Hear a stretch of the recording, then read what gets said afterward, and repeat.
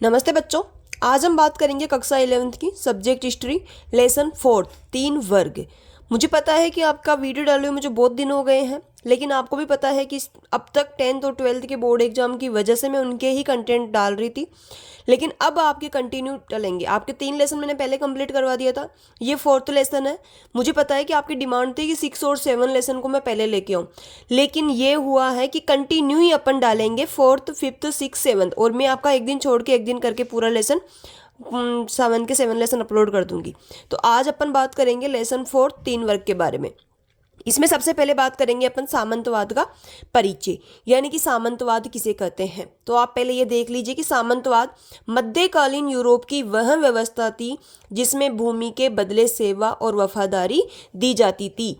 यानी कि यूरोप की एक ऐसी व्यवस्था थी जिसमें राजा सामंत को भूमि देता था और सामंत भूमि के बदले राजा की सेवा करते थे या वफादारी या सैनिक सेवा देते थे। यानी कि राजा तो भूमि देते थे और जो सामंत होते थे वो राजा को सैनिक सेवा देते थे। जो सामंतवाद शब्द फ्यूडलिज्म सबसे बना है, जो कि जर्मन शब्द फ्यूड से बना है और इसका अर्थ होता है एक भूमि का टुकड़ा। इस व्यवस्था में क्या होता था, राजा भूमि सामंतों को देता था और सामंत को कहते थे लॉर्ड।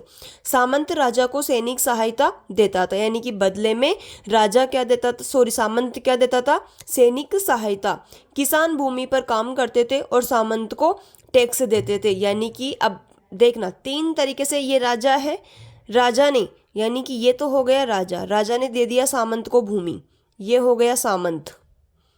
और सामंत के पास में भूमि आ गई, लेकिन सामंत खुद तो कार्य करता नहीं था, तो ये कार्य करवाता था किसानों से। सामंत किससे कार्य करवाता था, किसानों से। अब राजा सामंत को भूमि देता है और सामंत किसानों से भूमि पर कार्य करवाता है। अब किसान क्या करता था, किसान 3 तरीके से टैक्स देता था। किसान चर्च को भी टैक्स देता था, किसान राजा को भी टैक्स देता था और किसान सामंत को भी टैक्स देता था। तो शोषण हो रहा था किसका, किसानों का। तो इसके बारे में अपन बात करेंगे। किसान भूमि पर काम करते थे और सामंत को टैक्स देते थे। नोट, सामंत यानी लॉर्ड। समाज 3 वर्गों में बटा हुआ था, यानी कि 3 वर्ग थे यहाँ पर। प्रथम वर्ग जिसे पादरी वर्ग कहते थे, ये था प्रथम वर्ग, पादरी वर्ग। प्रथम वर्ग कौन सा वर्ग था, ये पादरी वर्ग। द्वितीय वर्ग था वो सामंत वर्ग था, द्वितीय वर्ग जिसमें सामंत आते थे। और तृतीय वर्ग था जिसके अंदर किसान आते थे, काम करने वाले। यानी कि प्रथम वर्ग में पादरी, द्वितीय वर्ग में सामंत और तृतीय वर्ग में किसान। पादरी का कार्य क्या होता था, प्रार्थना करने वाले। सामंत का कार्य युद्ध करने वाले और किसान का कार्य होता था खेतों में काम करने वाले। तो ये अपन तीनों की एक एक वर्ग की बात करेंगे इस लेसन में। इम्पोर्टेंट ये 3 ही वर्ग है, इसके अलावा ज़्यादा कुछ देखने की ज़रूरत नहीं है। लेकिन इन तीनों को आपको समझना है कि तीनों कैसे कार्य करते थे, या इन तीनों की विशेषताएं क्या थी, या इनका अंत कैसे हुआ है। तो इन तीनों के बारे में अपन पूरी बात करेंगे। हालांकि इस लेसन में आपकी ज़्यादा कुछ नहीं है, लेकिन फिर भी मैं कह रही हूँ ये लेसन इंपॉर्टेंट है, अभी के लिए नहीं है, ये कंपटीशन एग्जाम के लिए भी बहुत ज़्यादा इंपॉर्टेंट है। तो ये आपको अच्छे से समझना है, इसको अच्छे से याद करना है। एक बार में आपके समझ में नहीं आएगा, कम से भी कम 4 से 5 बार आप इसको देखोगे, जब जाके आपको ये याद होगा। चलिए आगे बात करते हैं अपन। प्रथम वर्ग है पादरी वर्ग। प्रथम वर्ग की अपन सबसे पहले बात करते हैं। पादरी वर्ग का मतलब होता था जो प्रार्थना करते थे। पादरी वर्ग का मतलब जो प्रार्थना करते थे, यानी कि जो लोग धर्म से जुड़े होते थे वो आते थे पादरी वर्ग में। यानी कि जो लोग धर्म से जुड़े होते थे किस में आते थे, पादरी वर्ग में। अब पादरी वर्ग में देखना कौन कौन आते थे, पोप, बिशप या आर्क बिशप, पादरी और भिक्षु यानी कि साधु। पोप ये सबसे बड़ा धार्मिक प्रमुख, यानी कि इस ईसाई धर्म का सबसे बड़ा प्रमुख होता था पोप। इसके नीचे थे बड़े क्षेत्र के धार्मिक अधिकारी जो बिशप और आर्क बिशप कहलाते थे। पादरी जो गांव और शहरों में पूजा करने वाले, आप पंडित जिसे कहते हैं, वो ये होते थे। और भिक्षु और साधु यानी मठों में रहने वाले धार्मिक व्यक्ति। पादरी वर्ग शक्तिशाली क्यों थे, ये क्वेश्चन डायरेक्ट एग्जाम में पूछा जाता है कि पादरी वर्ग शक्तिशाली क्यों बने थे। तो लोग स्वर्ग, और उस जमाने में, आज ही अपन बहुत ट्रस्ट करते हैं इन चीज़ों में, तो उस जमाने में तो बहुत ट्रस्ट करते थे कि स्वर्ग और नरक में अगर अच्छे कार्य करोगे तो स्वर्ग में जाओगे और बुरे कार्य करोगे तो नरक में जाओगे। तो उस टाइम में ये बहुत ज़्यादा प्रचलित था, तो लोग डरते थे यानी कि लोग सब चाहते थे कि हम स्वर्ग में जाएं, और स्वर्ग में जाने का मार्ग ये होता था कि आपको पोप यानी कि पादरी वर्ग का जो प्रमुख होता है उसकी आपको सेवा करनी पड़ेगी। अगर आपने उसकी सेवा नहीं करी तो आप नरक में जाओगे, अगर आप उसकी सेवा अच्छे से करोगे तो आप स्वर्ग में जाओगे। तो शक्तिशाली धीरे धीरे पादरी लोग इसलिए शक्तिशाली बन गए थे क्योंकि लोग स्वर्ग और नरक से डरते थे। अब मैंने पूरा एक्सप्लेन कर दिया है। उन्हें लगता था कि मुक्ति केवल चर्च के माध्यम से मिल सकती है। चर्च का मतलब यही पादरी वर्ग है, यानी कि उन्हें ये लगता था कि जो अपने मुक्ति होगी, अपने मोक्ष मिलेगी, वो तब मिल सकती है जब अपन पादरी वर्ग की सेवा करेंगे। इसीलिए लोग पादरियों की हर बात मानते थे। पादरी वर्ग के क्या कार्य थे? अब ये तो लोगों से कार्य करवा लिए, अब इनके क्या कार्य थे? पूजा और धार्मिक अनुष्ठान करवाना, बच्चों को शिक्षा देना, विवाह, जन्म और मृत्यु के संस्कार कराना, लोगों को सही गलत का ज्ञान देना, समाज में नैतिक नियम लागू करना, ये इसके प्रमुख कार्य थे। कौन कौन से? मेरे साथ में बोलना।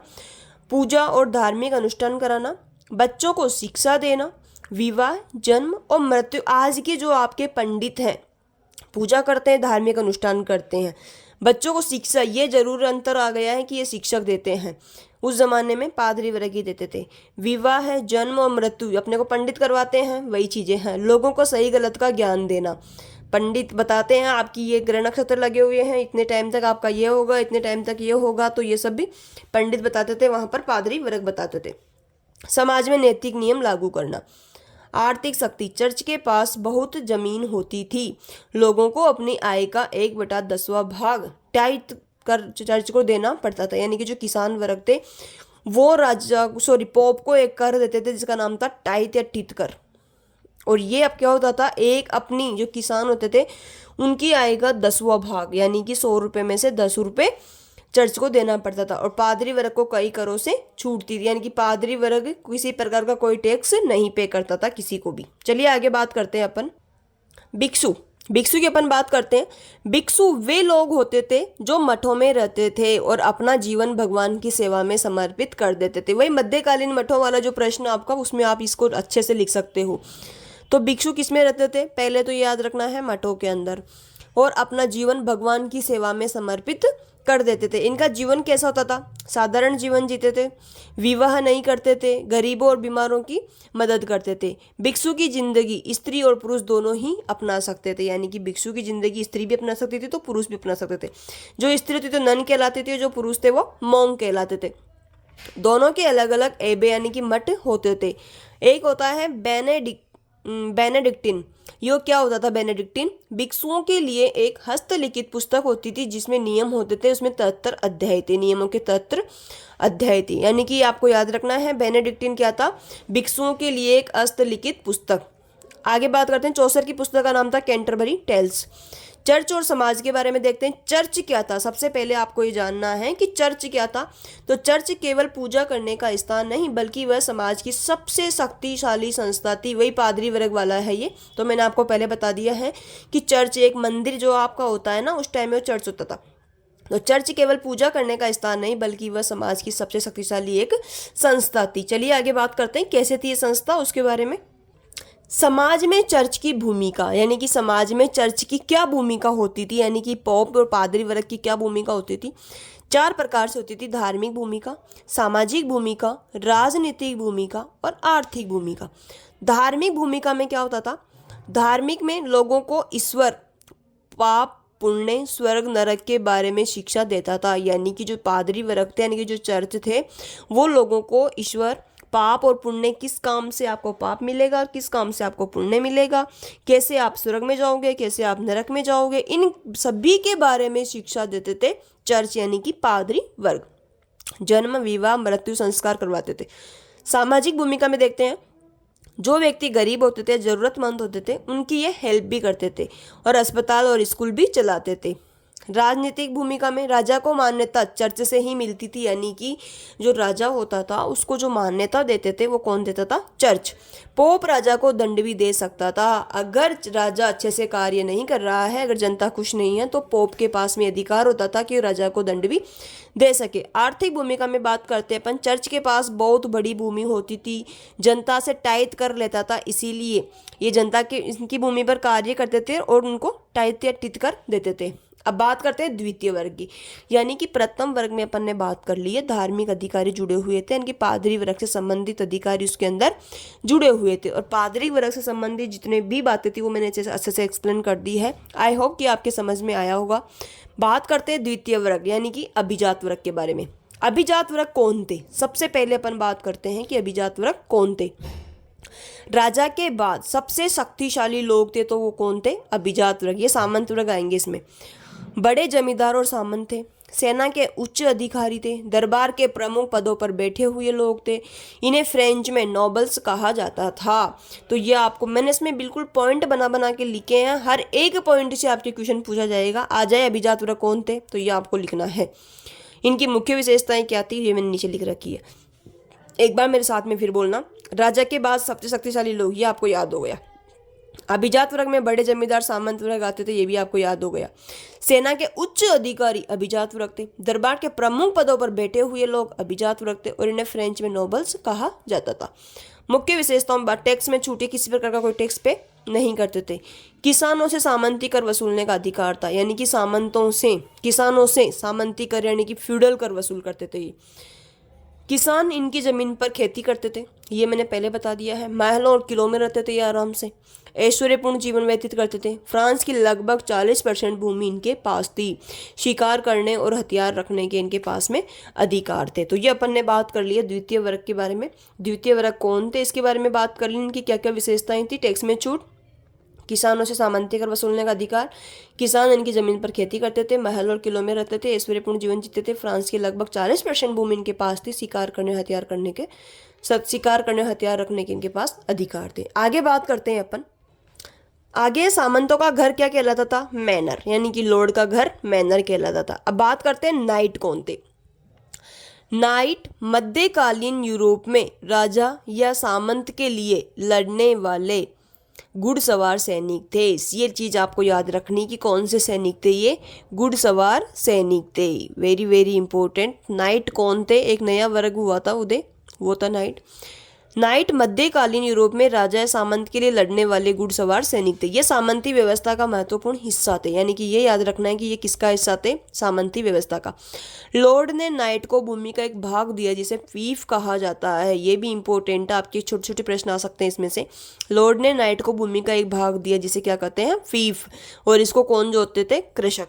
नाइट के क्या क्या कार्य होते थे ये भी इंपॉर्टेंट है। युद्ध में लड़ना, अपने सामंत की रक्षा करना, राज्य और किले की सुरक्षा करना।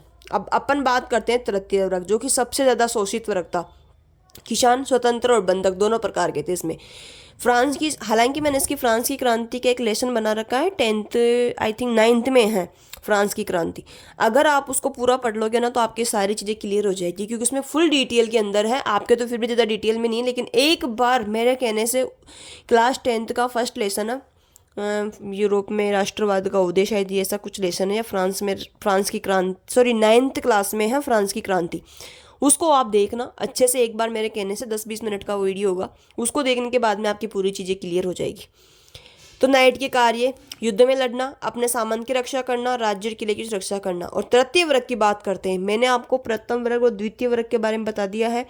प्रथम वर्ग में पादरी वर्ग आती है, यानी कि धार्मिक अधिकारी आते हैं। उसके अंदर पोप, बिशप, आर्क बिशप, पादरी और साधु वगैरह ये आते थे।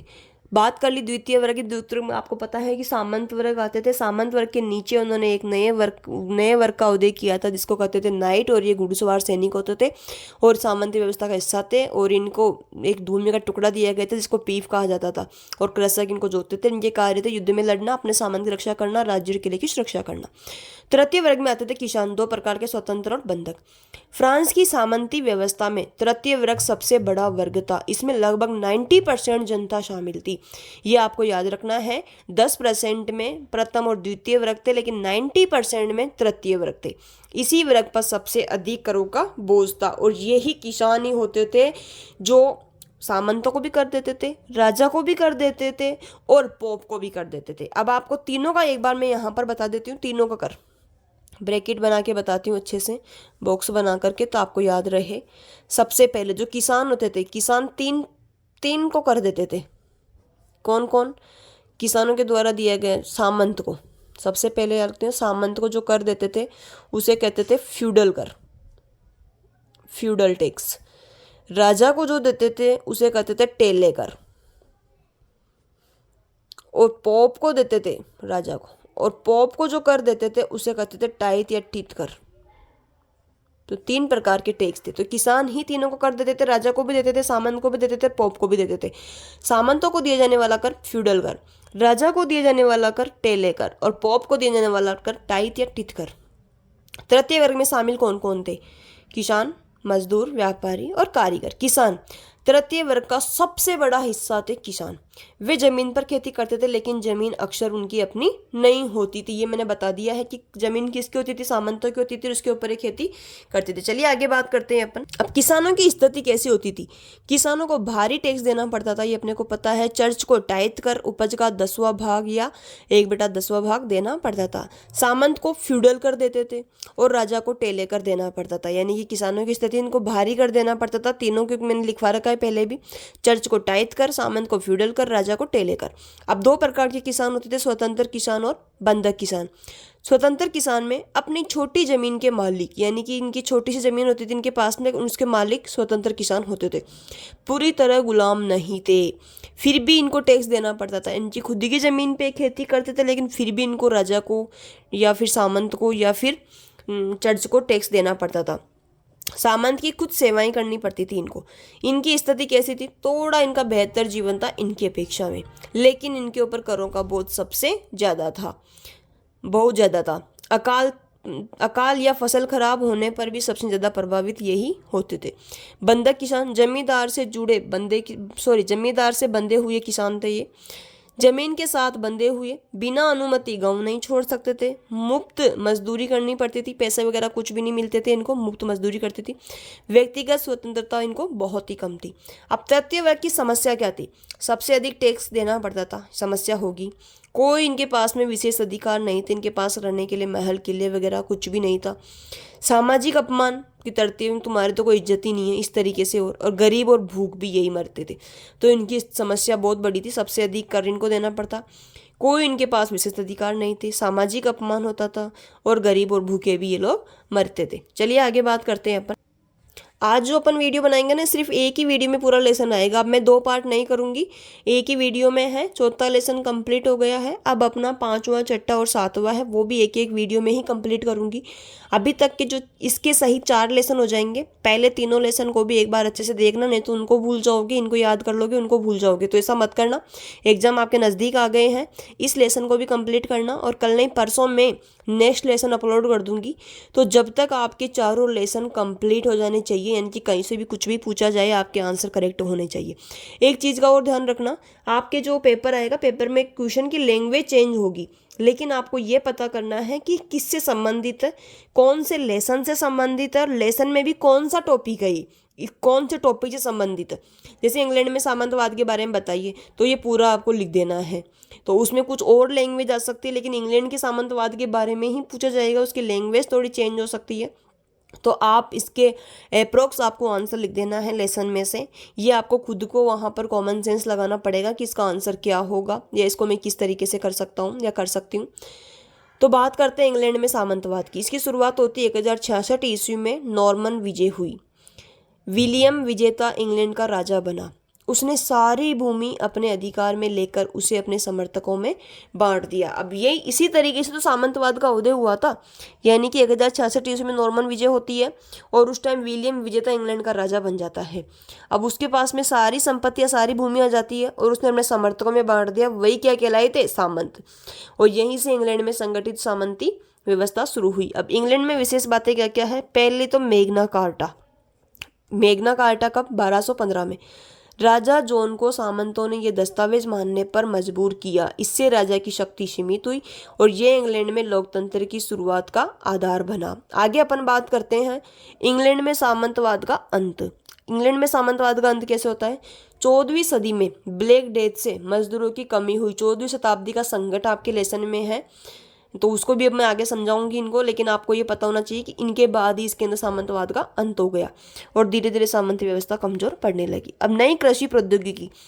खेती में आधुनिक तकनीक, मशीनों और वैज्ञानिक तरीकों का उपयोग करना ही क्या कहलाता है? नई कृषि प्रौद्योगिकी यानी कि खेती में आधुनिक तकनीक, मशीनों और वैज्ञानिक तरीकों का उपयोग करना, ताकि उत्पादन बढ़ेगा। ये आपको पता है, समय और मेहनत कम लगेगी और किसानों की आय भी धीरे धीरे बढ़ेगी। तो नई कृषि प्रौद्योगिकी से क्या होता है, उत्पादन बढ़ता है, समय और मेहनत कम लगती है और किसानों की आय में बढ़ोतरी होती है। आगे बात करते हैं अपन चौथा वर्ग। चौथा वर्ग क्या था, नए नगर और नगरवासी। मैं आपको बता दूं, आपके 3 लेसन कंप्लीट हो गए हैं, चौथा लेसन भी कंप्लीट हो जाएगा। रही बात मैप की, तो मैं 1 या 2 वीडियो बनाऊंगी जिसमें आपके सातों लेसन के जो मैप इंपॉर्टेंट आपके परीक्षा में पूछे जाएंगे वो मैं उसमें अपलोड कर दूंगी। तो आप मैप की बिल्कुल भी टेंशन मत करना, बस मुझे याद जरूर दिला देना कि मैं मैप का वीडियो बनाना है। लेकिन अभी तक, और हो सकता है 4 लेसन जो मैंने पढ़ा दिए इनका मैप तो मैं कल या परसों में ही अपलोड कर दूं, लेकिन आपको कंटिन्यू इनको पढ़ना है। या आपके एग्जाम आ गए हैं, अभी तक आपको जो कुछ भी याद था, अगर आप रिवाइज नहीं करोगे तो आप सब कुछ भूल जाओगे। तो जो तीनों लेसन अपने पहले वाले वो भी याद रखने हैं आपको, और ये भी याद रखने हैं आपको।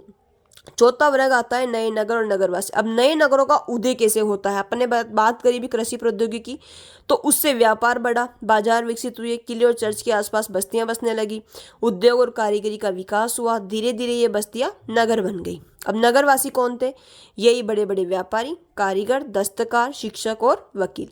इन्हें फ्रेंच में बुजुर्गा वर्ग भी कहा जाता था। आगे बात करते हैं कैथीड्रल नगर। कैथीड्रल क्या था, सबसे पहले तो ये देखना है, ईसाई धर्म का बड़ा और भव्य चर्च यानी कि मंदिर था ईसाई धर्म का, शहर का धार्मिक केंद्र था। और यहाँ कौन रहते थे, बिशप और आर्क बिशप रहते थे कैथीड्रल के अंदर। यानी कि ईसाई धर्म का बड़ा और भव्य चर्च, शहर का धार्मिक केंद्र, यहाँ बिशप रहते थे। कैथीड्रल नगर कैसे विकसित हुए, जब किसी स्थान पर कैथीड्रल बना यानी कि मंदिर बना, ईसाई धर्म का मंदिर आप इसको कह सकते हो, तो वहाँ तीर्थयात्री आने लगे, धीरे धीरे व्यापारी अपनी दुकानें खोलने लगे, कारीगर और मजदूर बसने लगे, और धीरे धीरे वह स्थान नगर बन जाता है। तो ये कैथीड्रल नगर का विकास हो गया है। कैथीड्रल भी बता दिया, और कैथीड्रल नगर का विकास कैसे होता है वो भी मैंने अच्छे से समझा दिया है। चलिए आगे बात करते हैं अपन। सबसे इंपॉर्टेंट है 14वीं सदी का संकट।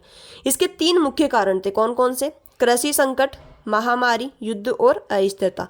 कृषि संकट में लगातार खराब मौसम रहने लगा। कृषि संकट कैसे आया, लगातार खराब मौसम रहा, कभी अधिक वर्षा हो गई और ठंड हो गई और फसलें खराब हो गई, भूखमरी फैल गई और 1315-17 के बीच में भयंकर अकाल पड़ गया। तो कृषि संकट में ये आपको पता है लगातार खराब मौसम हो सकता है, अधिक वर्षा और ठंड पड़ सकती है, फसलें खराब हो सकती है और भूखमरी फैल गई, और भयंकर अकाल कब पड़ता है, 1315 से 1317 के बीच में। ब्लैक डेथ या महामारी, 1341 से 1351 के बीच प्लेग फैला, लाखों लोगों की मृत्यु होती है, यूरोप की लगभग 1/3 जनसंख्या खत्म हो गई और मजदूरों की भारी कमी हो जाती है। जब यहाँ पर ब्लैक डेथ या महामारी फैल जाती है 1341 से 51 के बीच में, तो प्लेग रोग फैल गया, लाखों लोगों की इसमें मृत्यु हो गई, यूरोप की लगभग 1/3 जनसंख्या खत्म हो गई, यानी कि 100 में से 33 लोग मर गए, मजदूरों की भारी कमी हो गई। युद्ध और अस्थिरता, इंग्लैंड और फ्रांस के बीच 100 वर्षों तक युद्ध चला था। तो इससे क्या हुआ, युद्ध चलेगा ना तो पैसा भी लगेगा, पैसा लगेगा तो बोझ किसके ऊपर आएगा, किसानों पर। तो किसानों पर करों का बोझ बढ़ गया और कई किसान विद्रोह करने लग गए। इसका 14वीं सदी का संकट का परिणाम क्या निकले, मजदूरों की कमी से उनकी मजदूरी बढ़ी। अब जब ब्लैक डेथ या महामारी आ गई तो मजदूरों की कमी हो गई, ये हो गया, तो तभी इस मजदूरी की कमी हो गई, तो मजदूरी धीरे धीरे बढ़ेगी। जो मजदूर बच गए थोड़े बहुत, तो वो ज्यादा पैसे लेंगे, तो किसानों की स्थिति कुछ बेहतर हो गई, सामंती व्यवस्था कमजोर पड़ने लग गई और धीरे धीरे आधुनिक युग की शुरुआत हो गई। चलिए आगे बात करते हैं अपन। सामंतवाद के संदर्भ में सामाजिक असंतोष तृतीय वर्ग पर भारी कराया, तभी इन्होंने असंतोष किया। अभिजात वर्ग को विशेष अधिकार प्राप्त थे, इनको नहीं थे तृतीय वर्ग को, तो ये विरोध करेंगे। किसानों से बेगार करवाए, अकाल और महामारी, इनके परिणाम क्या हुए, धीरे धीरे विद्रोह होने लग गए, क्रांति होने लग गई, शासन परिवर्तन हो गए, नई सामाजिक और राजनीतिक व्यवस्थाओं का जन्म हो गया। ये अपना चौथा लेसन कंप्लीट हो गया है। मैं फिर कह रही हूँ आपको, 1 बार 2 बार में आपको ये याद नहीं होगा, कम से कम 5 से 7 बार इसको पढ़ा जाएगा, तब आपको कंप्लीट ये याद होगा। 1-2 बार पढ़ने से कोई मतलब नहीं है, 1-2 बार पढ़ने से तो आपको जो याद है तो नहीं है वो भी भूल जाओगे। तो कम से कम 5 से 7 बार इसको पढ़ना, तब जाकर के आपको याद होगा। अब आप मुझे कमेंट में लिखोगे कि किसान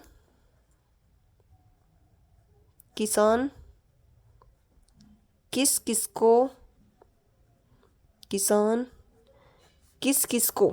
टैक्स देता था, किसान किस किसको टैक्स देता था और टैक्स का नाम क्या था। कौन से नाम से देता था, टैक्स का नाम। ये आपको कमेंट में लिखना है कि किसान किस किस को टैक्स देता था और कौन कौन से नाम थे टैक्स का। तो ये आपको कमेंट में बताना है ताकि मुझे ये लगे कि हाँ आपने पूरा वीडियो अच्छे से पढ़ा है। और आपको इसमें कोई समस्या हो, कुछ चीज़ समझ में नहीं आ रही है तो कमेंट में ज़रूर लिखना बेटा, उसका भी मैं आपको जवाब दूंगी। Thank you.